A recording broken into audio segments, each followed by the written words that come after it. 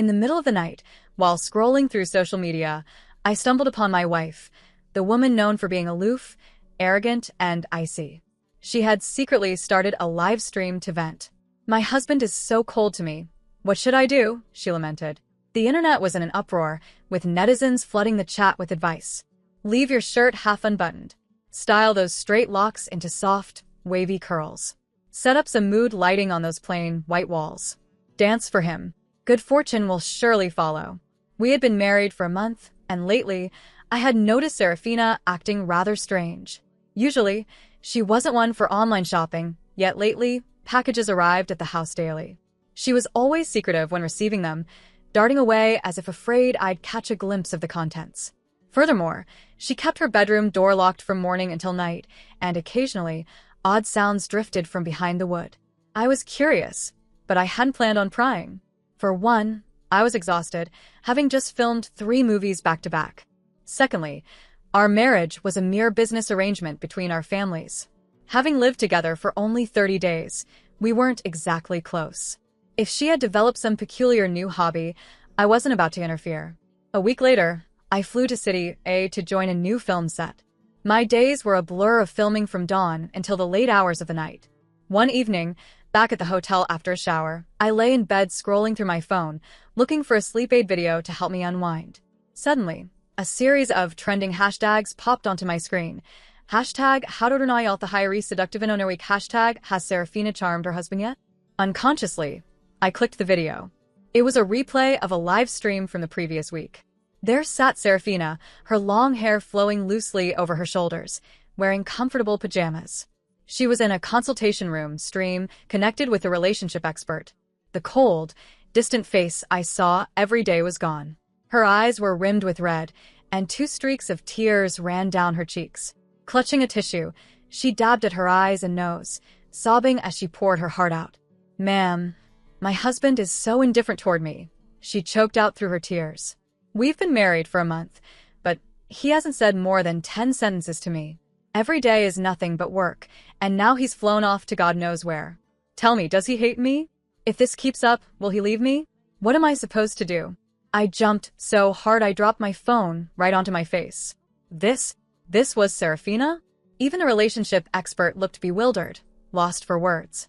But the comment section was exploding. "El Mayo, is this really the legendary ice queen of the capital? She's crying like a heartbroken wife in a melodrama. Where did my cold, domineering wife go?" It turns out Serafina is actually married. As I kept scrolling, I noticed the comment section shifted gears. The netizens were busy flooding Serafina with a tactical battle plan. "I think you're being too direct, Sister Serafina. Maybe your husband doesn't like the ice queen vibe. Maybe he wants someone hot. Listen to us. Wear a damp white shirt, leave it loosely buttoned, and style your hair in soft waves. Put some mood lighting on that white wall, and dance seductively for him. Your happiness will arrive in no time." I froze, my eye twitching. I couldn't help but imagine Serafina in a damp shirt, swaying her hips and dancing in front of me. No, absolutely not. But in the next video, Serafina actually started learning how to dance right there on the live stream. She was incredibly clumsy, waving her stiff limbs around with zero rhythm. Then, she was shown climbing a ladder with nails in her mouth, personally installing mood lights on her bedroom wall. She even connected with a beauty blogger to learn how to do those soft curls. On her bed, she had laid out a series of shirts in every color: red, white, dark blue, letting the viewers vote on the best one. The final video was a replay from just 4 hours ago. Serafina was trying on the chosen white shirt. She had it buttoned all the way to her chin as she spoke earnestly to the camera.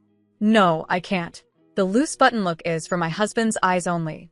I must maintain my womanly virtue." The comment section exploded. "Then hurry up and perform for him. You've been practicing all week. Now's the time for a live test. Yeah, don't forget to record it and post it for us to see." Serafina hesitated, a flicker of sadness crossing her eyes before she forced a bright smile. "My husband, he went on another business trip this morning." The netizens grew frantic. "Are you silly? Call your secretary, book a flight, and go find him right now. Waiting at home gets you nowhere. You have to dance today. We're literally trending on the hot search right now. If you wait, the surprise will be ruined if he sees it online first. Do you actually love him or not?" The video abruptly cut off. I held my phone, staring blankly at the dark screen. Serafina loves me? Though our families had been close for years, Serafina had lived abroad most of her life. From childhood until now, the number of times we had met could be counted on one hand. Sure, we were distant, but I never imagined it was like this. Suddenly, in the very next second, my phone buzzed. It was a message from Serafina. "Liam, are you still awake?" I was so startled I didn't know how to react, and my finger accidentally slipped, sending a random sticker in response. Almost immediately, she sent a photo of the night view, taken from the very hotel where I was staying. A second later, my phone rang. Her voice came through, soft and tinged with her usual professional chill. "Liam, are you staying at this hotel?" I froze. She actually came? Struggling to suppress my internal panic, I feigned a calm tone. "Yeah, why?"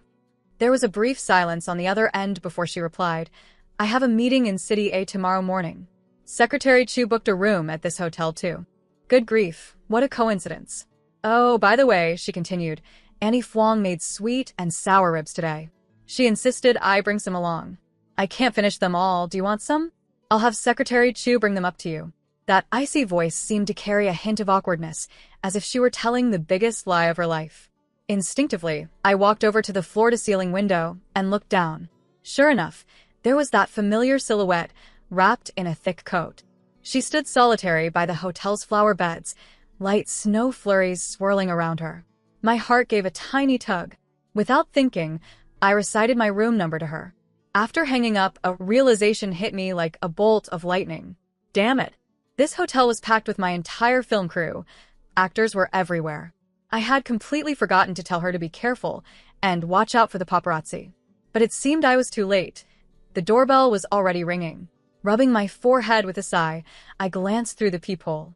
Luckily, she had the presence of mind to wear a baseball cap and a face mask to hide her identity.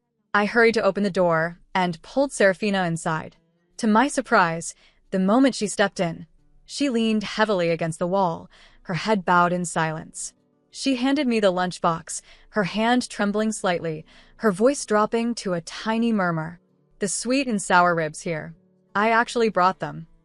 I took the box, my fingertips accidentally brushing against hers. I immediately noticed her palms were burning hot, a stark contrast to the freezing weather outside.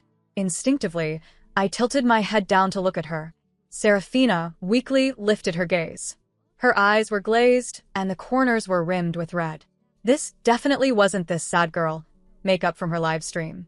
Sensing something was wrong, I reached out and pulled off her mask. Sure enough, her face was flushed to deep crimson, and her forehead was terrifyingly hot to the touch. "I think you have a fever." I tried to lead her toward the bed, but she stubbornly pushed my hand away. "I'm going back to my room." "I don't want to get you sick." "It'll interfere with your filming," she whispered with a faint, melancholy smile. She started to put her mask back on, turning to leave. I shook my head and moved quickly to bolt the door. "You can leave, but do you even have medicine? Were you planning to just let yourself burn up all night?" I crossed my arms, looking at her with a mix of helplessness and concern. "And I have a feeling Secretary Chu isn't actually here, is he?" Serafina hung her head even lower, offering no resistance as I guided her toward the bed. Looking at her exhausted state, I figured she must have been feeling unwell for a while. The moment she lay down, she grabbed the duvet and rolled herself into it like a tightly wrapped spring roll. "Take off that snow-drenched coat before you cover yourself up," I insisted, hurrying to help her out of the heavy garment.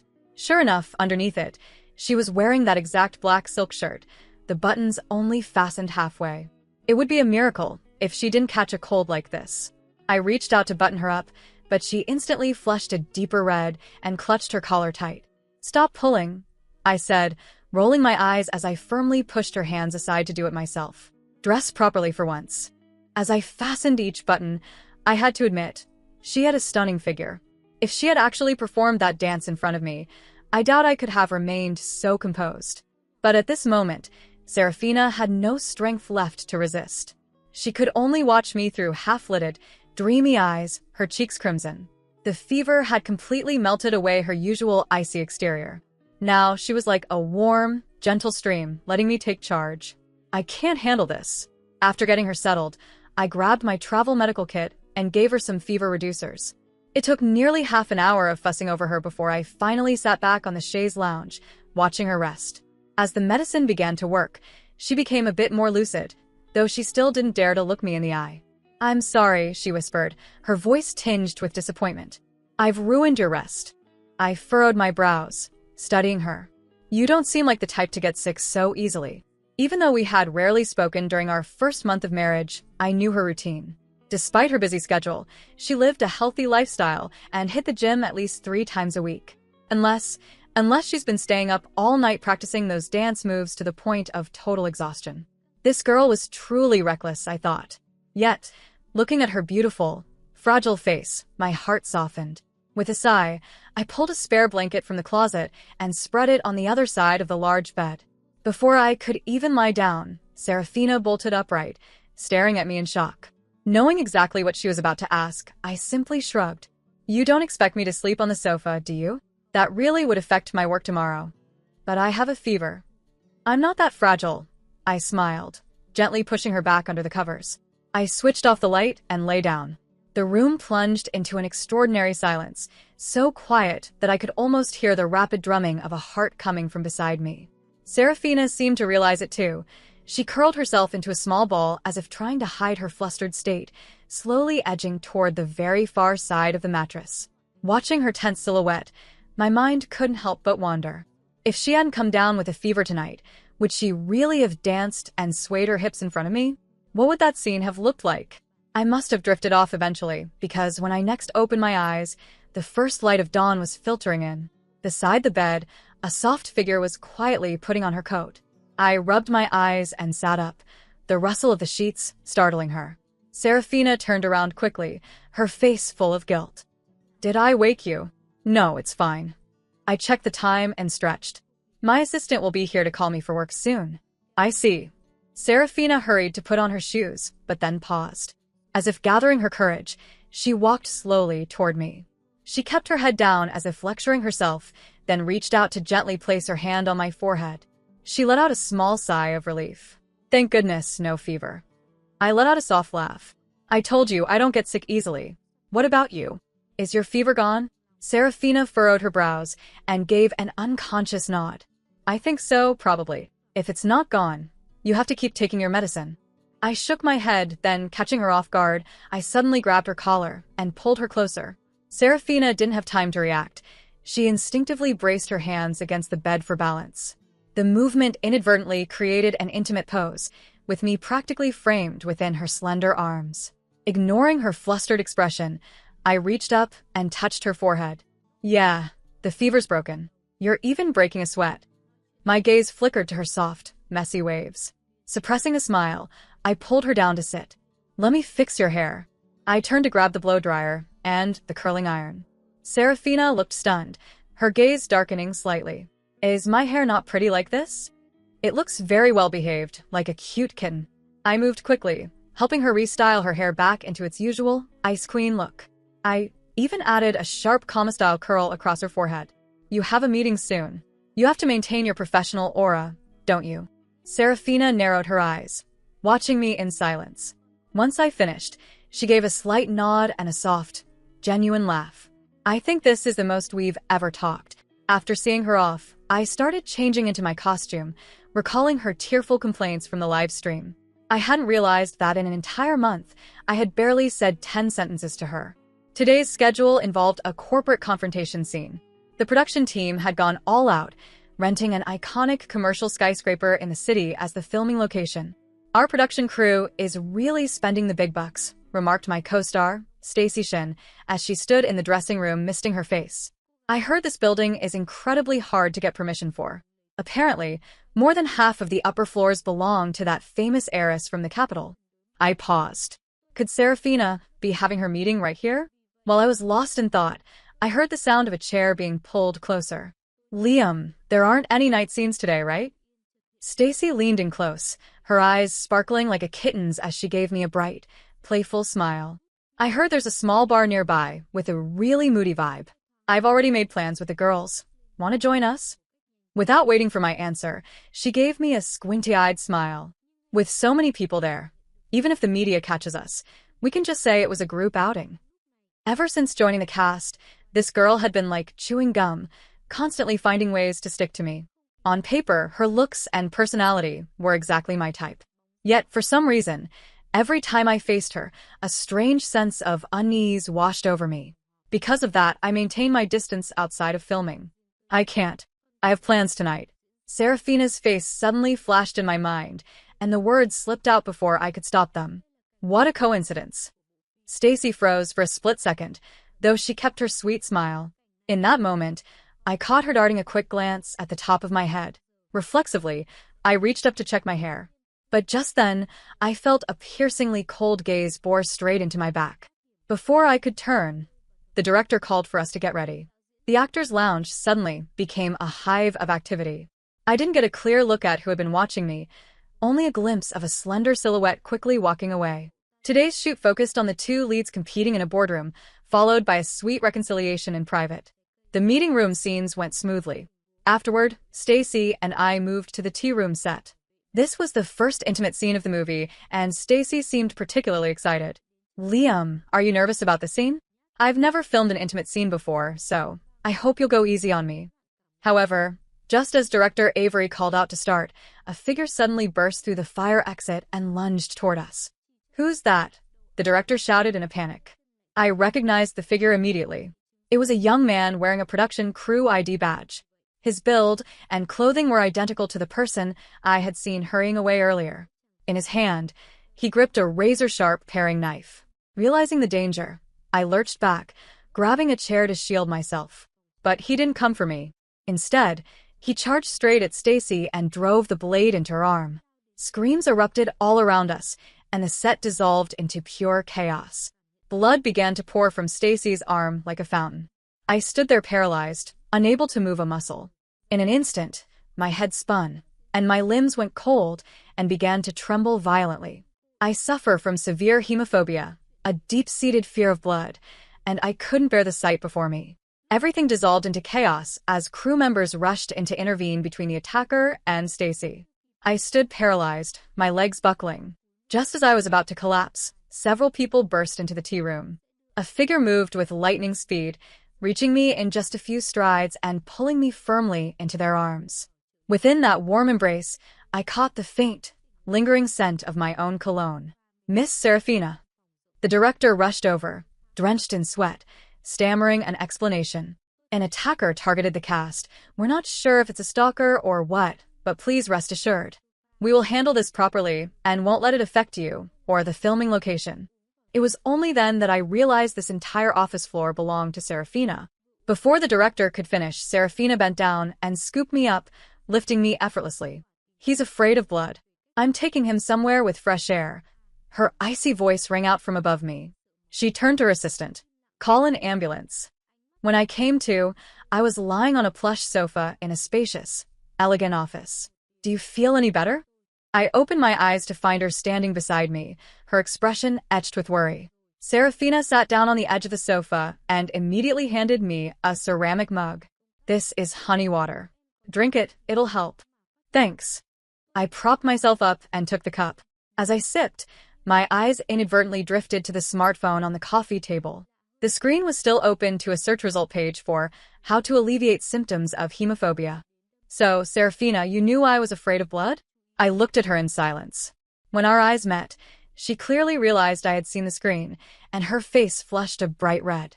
She let out a forced cough and apologized. I'm sorry. I didn't manage the building's security well enough. I put you in danger. I'm just glad you're okay. I shook my head and gave her a small smile. That guy had a crew badge. Even if you were paying attention, it would have been hard to spot him. I recalled the young man's face and frowned. But I don't think that was the first time I've seen him. What's stranger is that he clearly showed hostility toward me earlier. Why would he suddenly run over and stab Stacy? Perhaps he has been watching you for a long time. At those words, Serafina grew visibly tense. She immediately grabbed her phone. I'm telling my assistant to assign more bodyguards to you. I quickly shook my head. It's not that serious. My instinct told me there was something deeper to this incident that needed investigating. If we cut the thread too early, we might miss something vital. Because Stacy's wound was deep and required hospitalization, the production in City A was temporarily halted. The incident exploded on the trending searches. Stacy's fans were furious, lashing out at what they believed was the behavior of a deranged Staceying fan. But just a moment later, the trending searches were rapidly suppressed. Even Stacey came forward to announce that she would not be pressing charges against her attacker. This sudden turn of events left netizens, who were hungry for gossip, utterly bewildered. Everyone began to wonder, who was the attacker really, and what was their connection to Stacey? As for me, with filming on hold, I spent my days counting floor tiles at the hotel out of sheer boredom. While scrolling through my feed, I noticed Serafina was still in City A. She posted a photo of a handshake, likely signifying a successful business deal. At that moment, a short video app sent me a notification. Serafina, a creator you often watch, is currently live. I instinctively tapped in. Serafina was sitting in her branch office, flipping through files and signing documents while live streaming. The comments were flying by at lightning speed. Sister Sarah, it's been so long. How was the mission from that night? Did the brother-in-law's fire of love ignite? Looking at that smile, something good must have happened that night, right? Serafina gently adjusted her gold-rimmed glasses. She glanced at the comments, then shook her head with a small smile. The mission failed. But since that day, my husband has said exactly 24 sentences to me. And it seems he still doesn't know about that trending search from the other day.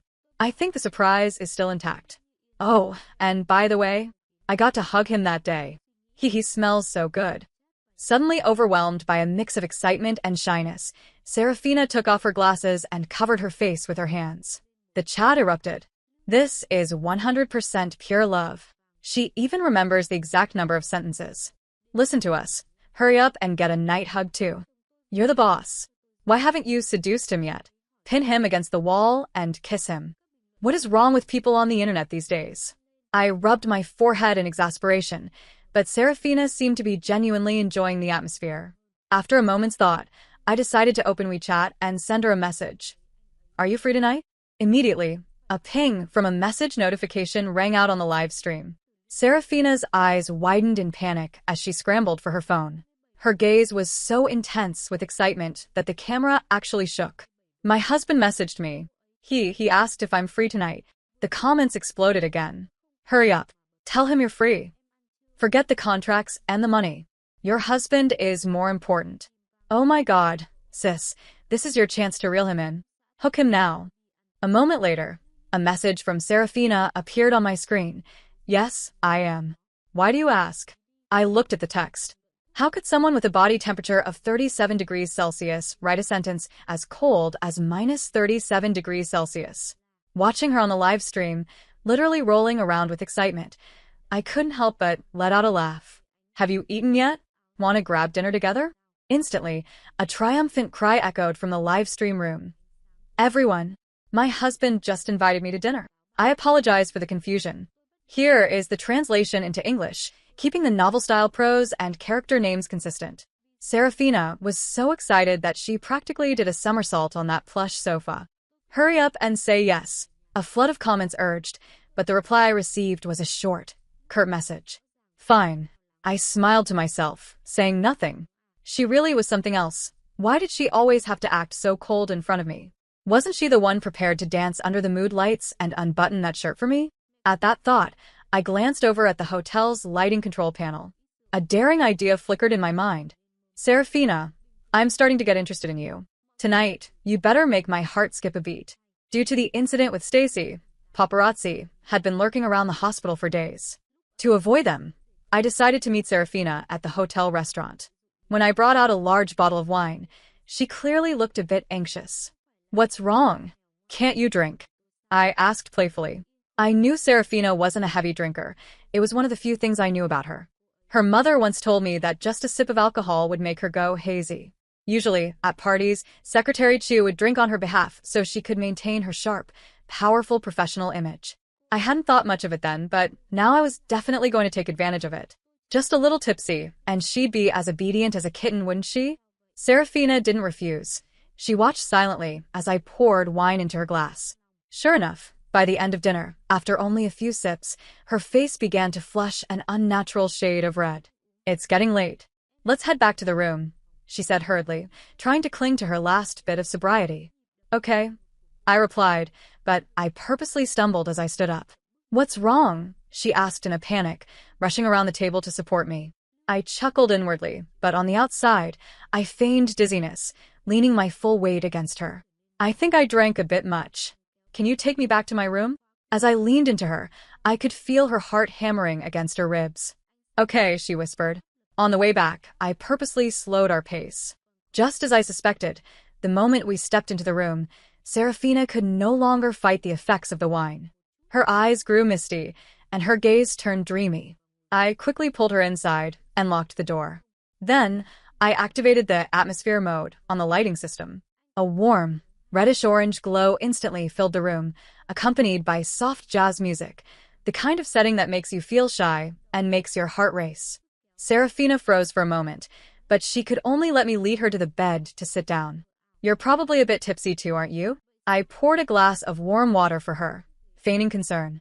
"I saw you only took 2 sips, so your throat shouldn't be dry, right?"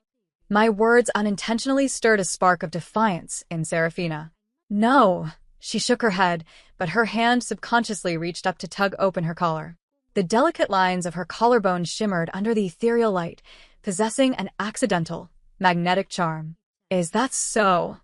I nodded and reclined on the long chaise lounge, waving her off. "Thanks for bringing me back. You can go now. Good night." Serafina stared at me with dreamy, hazy eyes. She clearly had no intention of standing up to leave.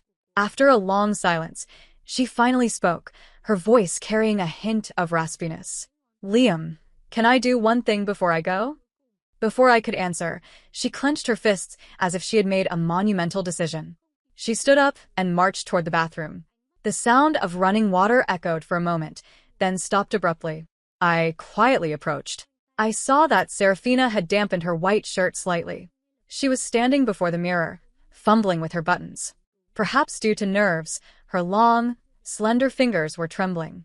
Finally, she managed to undo the first button and let out a sharp exhale. She spun around and, caught off guard, found herself face to face with me. A flash of panic flickered in her eyes. "What are you trying to do?" I leaned against the wall, arms crossed, watching her with a playful smirk as I feigned ignorance. Serafina's cheeks instantly turned a deep crimson. She looked like an embarrassed little puppy. She instinctively clutched her half-unfastened collar and looked away. I chuckled, silently admiring her sweet, vulnerable side. Then, I stepped closer, my hand glancing over her collar as I leaned in. "Serafina, have you been wanting to seduce me for a long time?" At my words, her body went rigid. It was as if I had accidentally struck her weakest point. She stared at me intently, saying nothing. The room fell into a sudden, heavy silence, a strange tension that felt like the calm before a storm. Sure enough, a moment later, Serafina bit her lip and suddenly lunged toward me. She didn't respond like an obedient pet. Instead, in 3 swift strides, she pinned me against the floor-to-ceiling glass window. At that exact moment, there was a click. The smart glass suddenly switched from frosted to transparent. I panicked slightly, reflexively trying to pull her away from the control panel, but her hand had already accidentally pressed another button. Serafina let out a soft, low laugh and pressed herself against me. She leaned in to brush a kiss against my ear, whispering in a husky, mesmerizing voice, "Husband, I've wanted to seduce you for a long time. In fact, long before we were ever married, I wanted you all to myself." I was completely stunned, unable to make sense of what was happening. My mind was a mess, and her words kept spinning in my head. Wasn't Serafina supposed to be hazy and weak after drinking? Why had she become so much more dominant and assertive? Before I could process it, I felt her arms lock firmly around my waist. She wasn't just being bold with her words, her hands were starting to wander restlessly as well. Suddenly, the tables were turned. She had me pinned against the glass window. I felt the light sensation of her kisses move from my ear to my cheek, then to my nose, accompanied by a sweet, husky whisper. "Husband, I even took dance lessons just to seduce you. Do you want to see? I'll dance for you, okay?" Without waiting for an answer, Serafina grabbed my wrist. In the dim, ethereal light, she guided my hand to touch her collarbone. Despite the alcohol in her system, I could tell she was still a bit nervous. Her dance moves were clumsy and stiff, and I couldn't help but let out a small chuckle. My laughter seemed to provoke her. Serafina shot me a look and leaned in to kiss me. But right then, her phone rang. She frowned, clearly annoyed by the interruption. She reached out to silence it but accidentally pressed the answer button instead. Secretary Chu's voice boomed through the speaker.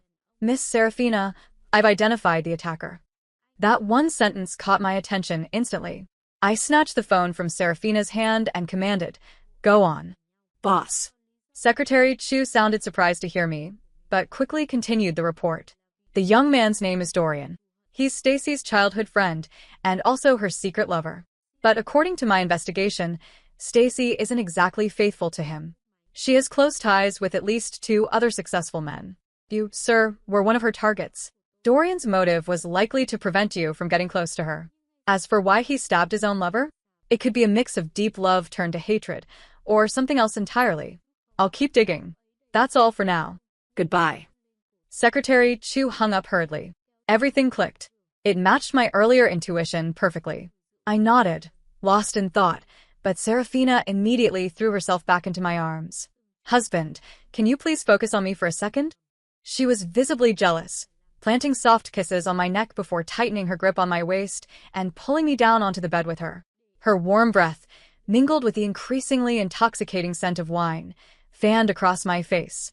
Serafina was acting like a spoiled, needy kitten now. Little by little, she pressed her lips against mine, whispering between kisses. "Husband, what do I have to do so you'll only look at me? Please, don't pay attention to those other kittens anymore. Husband, let me protect you, okay? I can't let another mistake happen." It wasn't until the sound of steady, rhythmic breathing filled the air that I realized she had fallen asleep. It seemed her inability to handle alcohol was very real after all. I shook my head and gently moved her aside. Gazing at her sleeping face, her brows slightly furrowed even in rest, I sank into deep thought. What did she mean by not letting another mistake happen? That night, I fell into a strange, vivid dream. In the dream, I wasn't married to Serafina. Instead, I had fallen for Stacy while filming, and we had a very public, whirlwind romance. Just as our feelings reached their peak, Stacy took me home to meet her family. But the person who opened the door was Dorian. He wasn't alone. Inside the house were several other successful, high-profile men. They all greeted me warmly, inviting me to join their big family. Even more bizarre, Stacy sat in the center of the crowd, an arm around a different man on either side, like a queen presiding over a harem of handsome men. Unable to accept the sight, I turned to bolt. But as I ran, my limbs were suddenly bound by invisible chains. Behind me, Stacy held the end of the shackles, a haunting, eerie smile on her face. "Oh, Liam, this is my world. Did you really think you could escape?" Just as I was about to be dragged back toward her, a chainsaw appeared out of thin air, severing the chains and setting me free. A familiar silhouette pulled me into a tight embrace and turned to run. "I'm sorry. I'm late." Her usually icy voice was now so tender it felt heartbreaking. However, as we fled, the world behind us, the world with Stacy, collapsed into an endless, pitch-black void. Suddenly, the dream shifted again. I saw Serafina's childhood. Every time I had returned to the country, she had been there, quietly hiding behind a large tree just to catch a glimpse of me. As she grew older, she took the initiative to go before her parents, declaring that she would marry me when she grew up and demanding an alliance between our families. Her condition? She would build the White family into an unparalleled empire. As an adult, Serafina had actually achieved it, becoming the most powerful socialite in the capital, a woman who could command the wind and rain.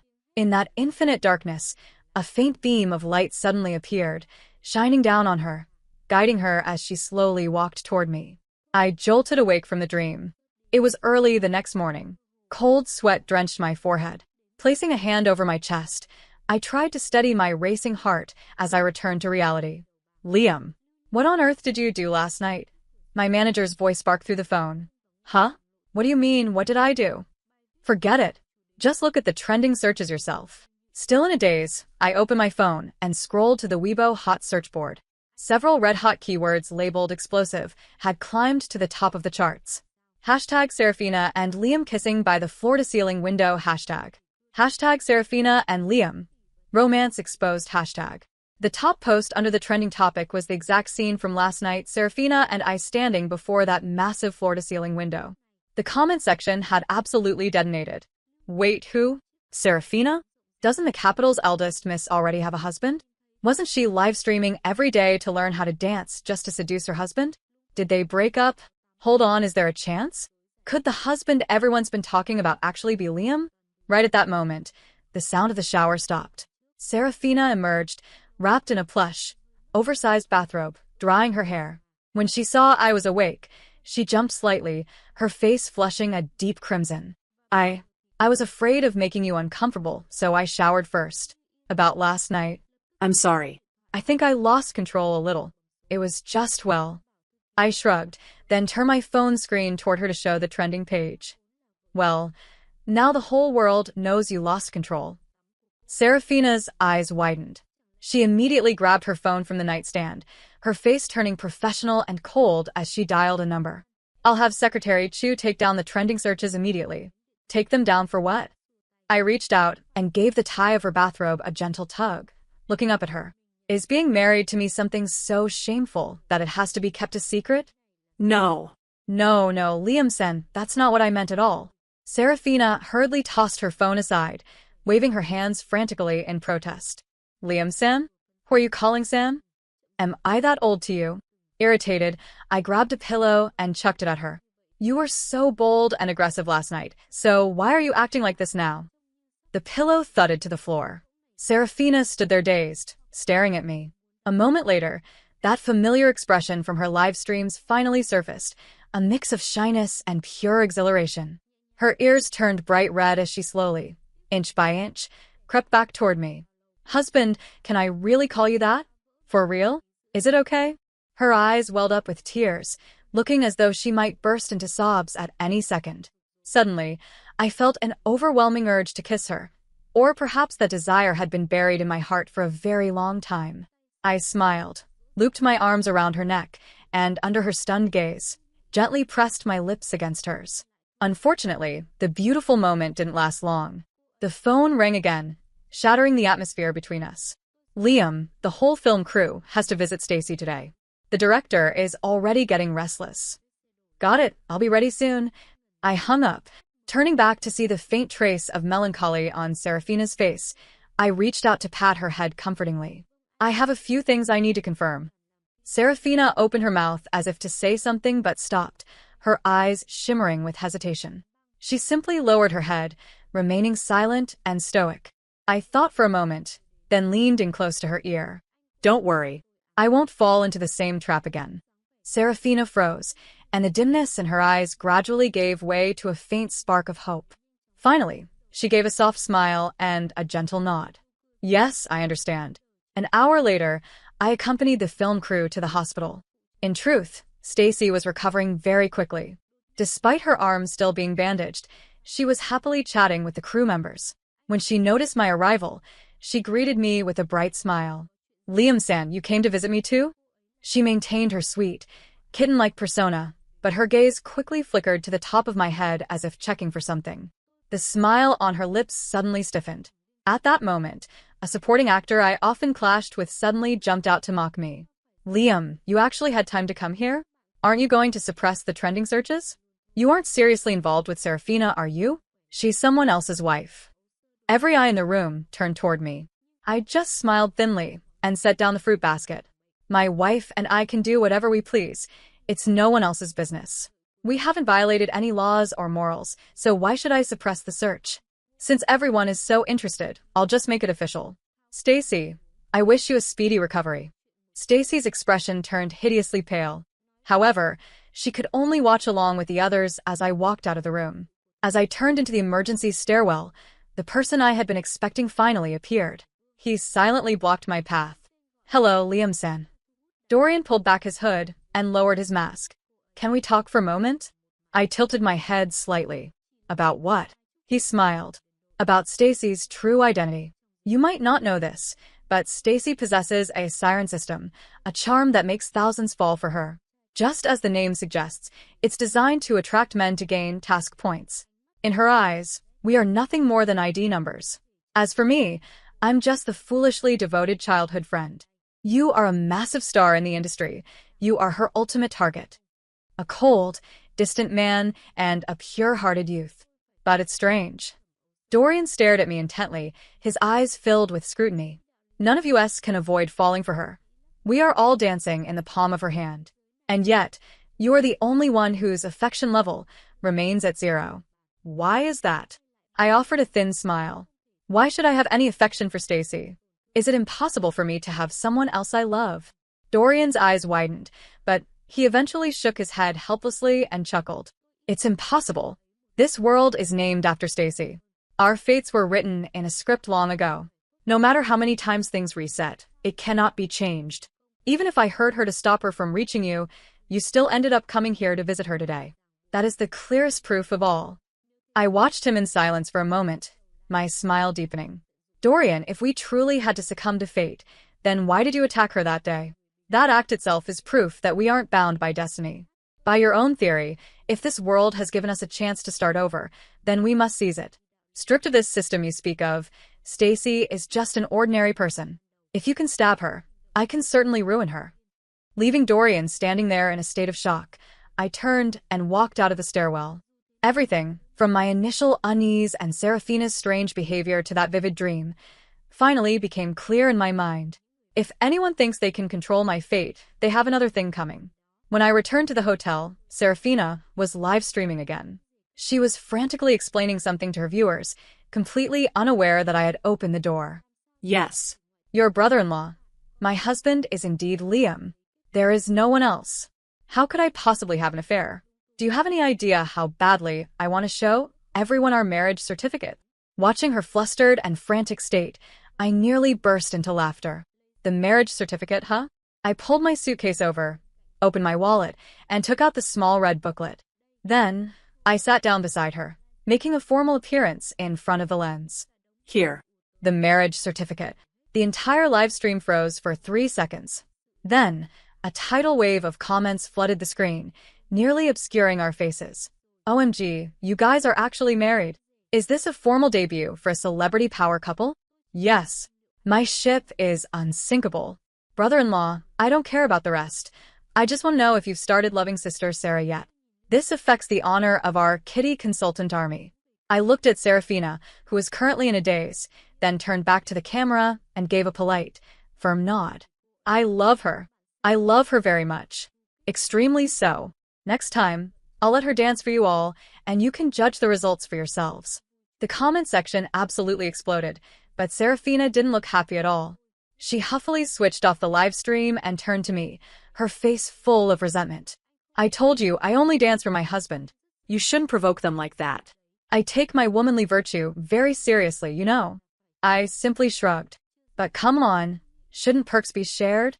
Before I could finish, Seraphina's eyes narrowed dangerously, and she suddenly shoved me down onto the bed. Her voice dropped to a tiny murmur, and that same predatory vibe from last night came rushing back. You don't care about me. You even want to share me with others? Well, I only want to possess you. So, husband, you're only allowed to possess me too, okay? What followed was a heavy, suggestive silence. Note: age-restricted content. Please verify age in the comments. The clip of our public reveal on the live stream shot straight to the top of the trending searches. The kitty consultant army officially became hardcore fans of our couple, and our following grew at a dizzying pace. Just as Dorian had predicted, Stacy nearly lost her mind. She reportedly fainted right in the middle of her gilded cage, the place where she kept her entire collection of canary playthings. As the year drew to a close, a week before Christmas, the film crew finally received the good news. Stacy had fully recovered. To show her gratitude for the crew's patience, she organized a private party at her estate and invited the entire production team. The moment I received the invitation, a message from Dorian popped up. Don't go. There's a conspiracy behind this. I nonchalantly sent him a funny sticker in response. The very next second, I discovered he had blocked and deleted me. His account vanished at lightning speed. This was the secret account used only for communication between the two of us. It seemed that, whether I wanted to or not, I had to see this through. That night, I dressed up in a sharp, street-style look and headed to Stacy's luxury villa with the rest of the crew. Liam-san. Stacy's eyes lit up the moment I appeared. She walked toward me, pretending to look around. Seraphina didn't come with you? Is she busy? I tilted my head and smiled. Today is an internal crew party. it wouldn't be appropriate for her to attend. Stacy clearly let out a sigh of relief upon hearing that. The party was dazzling and incredibly lively. Everyone was so caught up in the fun they lost track of time. Holding a glass of red wine, Stacy approached me once more. Liam, while I was recovering, I was studying the script and found a few spots that could be optimized. Could you help me take a look? Sure, I said, feigning surprise as I nodded, allowing her to lead me toward the back of the property. Before long, a small, secluded guest house appeared before my eyes. This was the exact place I had seen in my dream. As I drew closer, I felt an irresistible pull, as if something were physically dragging me toward it. But I didn't allow myself to lose focus. Perhaps, as Dorian said, because my affection level was at 0, I was able to maintain my composure. When Stacy opened the door, the scene inside was horrifying. In the living room stood 4 gilded bird cages. 3 of them were occupied. Inside were 3 men in various states. 2 had vacant, soulless eyes, staring into nothingness. Dorian was the one in the 3rd cage, chained and gagged. He could only let out weak, muffled cries as he looked at me, pleading for help. The door automatically locked behind us. Stacy's manic laughter rang in my ear. My dear Dorian, look. What was the point of warning him? Did you really think you could rebel against me? How laughable.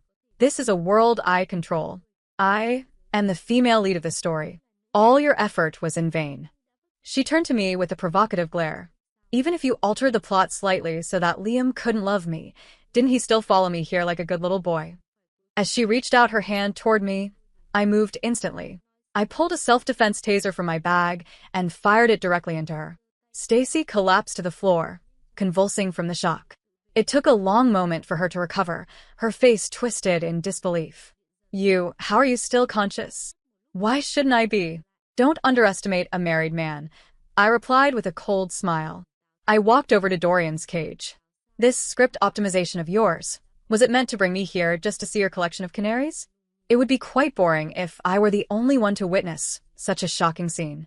Stacy's face turned deathly pale. What do you mean? I shrugged and reached for the necklace around my neck, revealing a hidden microcamera. Suddenly, the door was kicked wide open. Serafina walked in, looking colder than ever. She held up a tablet, shoving the live stream screen into Stacy's face. The comment section was exploding. Oh my god, is Stacy actually like this? She's insane. That 4th cage was definitely meant for Liam. I'm getting chills just thinking about it. Why did she even keep Dorian alive? This is sick. Call the police. Arrest her now. Of course, we didn't let the viewers down. Moments later, the sound of police sirens grew louder as they approached the estate. Stacy was taken into custody. Despite the powerful forces backing her, the evidence was undeniable. But against the combined power of my family and the lease, those influential backers didn't dare lift a finger, let alone come forward to protect her. Within a single week, all of her crimes were dragged into the light. Even the system itself must have been trampled into non-existence by the sheer force of the exposure. Later, Dorian created a new account and added me. I went to visit Stacy in prison yesterday, he messaged. She looked at the space above my head and started screaming. Where's your affection level? Why isn't it showing anymore? That's impossible. The prison guards think she's completely lost her mind. My guess is that her system abandoned her and ran for its life. Liam, do you know what this means? It means we won. I smiled and didn't reply. I set my phone down and turned my gaze back toward the bedroom. Tonight was Christmas Eve. The ambient lighting sparkled against the white walls. Serafina sat on the bed, gently stroking her long hair and wearing a festive Santa hat. She wore a white shirt that teased her silhouette. In the live stream room, comments were scrolling by incessantly. Whoa, a limited edition Santa Serafina. Hurry up and dance. Why are you so shy and tense? Are you just going to stand there? Hubby should join her on screen.